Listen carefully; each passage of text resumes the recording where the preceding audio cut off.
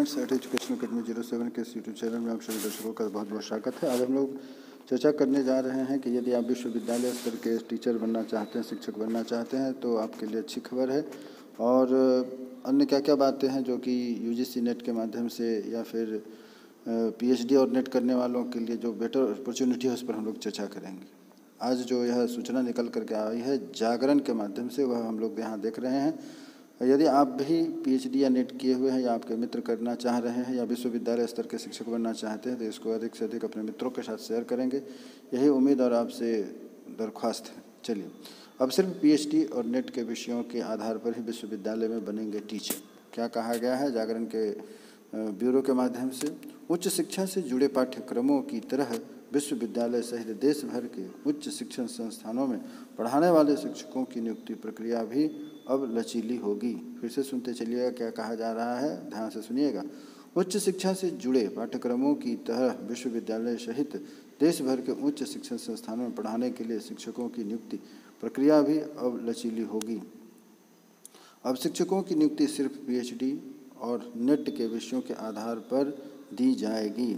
अभी तक विश्वविद्यालयों और कॉलेजों में शिक्षकों की भर्ती के लिए जो न्यूनतम पात्रता थी, उसमें ग्रेजुएशन, पोस्ट ग्रेजुएशन व पीएचडी, या फिर नेट के लिए न्यूनतम पात्रता थी, उसमें ग्रेजुएशन, पोस्ट ग्रेजुएशन एवं पीएचडी या फिर नेट की पढ़ाई तक ही विषय की होनी जरूरी थी। हालांकि अब यह बाध्यता को खत्म कर दिया गया है। उम्मीदवारों ने भले ही ग्रेजुएशन या पोस्ट ग्रेजुएशन की पढ़ाई किसी विषय में की हो, लेकिन अब वह सिर्फ पीएचडी या नेट में रखे विषय के आधार पर संबंधित विषयों के पद पर भर्ती के लिए पात्र होंगे। शिक्षा मंत्री धर्मेंद्र प्रधान ने इस बदलाव को लेकर सोमवार को यूजीसी को मसौदा जारी किया है। तो इस प्रकार आप देख रहे हैं। और हमारे जो शिक्षा मंत्री, केंद्रीय शिक्षा मंत्री धर्मेंद्र प्रधान हैं, उनका क्या कहना है, इसको भी सुन लीजिए। यह मसौदा उच्च शिक्षा में सुधार के साथ नवाचार, समावेशिता, लचीलापन और गतिशीलता लाएगा। शिक्षकों और शैक्षणिक कर्मचारियों को सशक्त बनाएगा। यह राष्ट्रीय शिक्षा नीति की सिफारिशों के अनुरूप होगा। धर्मेंद्र प्रधान, शिक्षा मंत्री। और कुछ मुख्य बातें हैं, उसे भी सुन लीजिए यदि आप इस क्षेत्र से जुड़े हैं।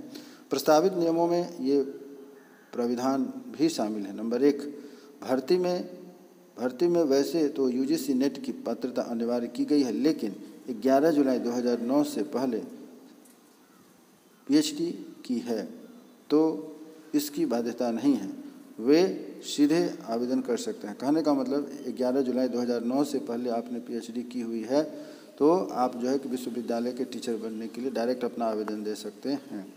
दूसरा है कि असिस्टेंट प्रोफेसर से एसोसिएट प्रोफेसर पद पर पदोन्नति के लिए पीएचडी अनिवार्य है। ध्यान से सुनिए, दूसरी कंडीशन डाली गई, यदि आप असिस्टेंट प्रोफेसर से एसोसिएट प्रोफेसर बनने जा रहे हैं या बनने की योग्यता रखते हैं तो उसके लिए पीएचडी होना अनिवार्य है।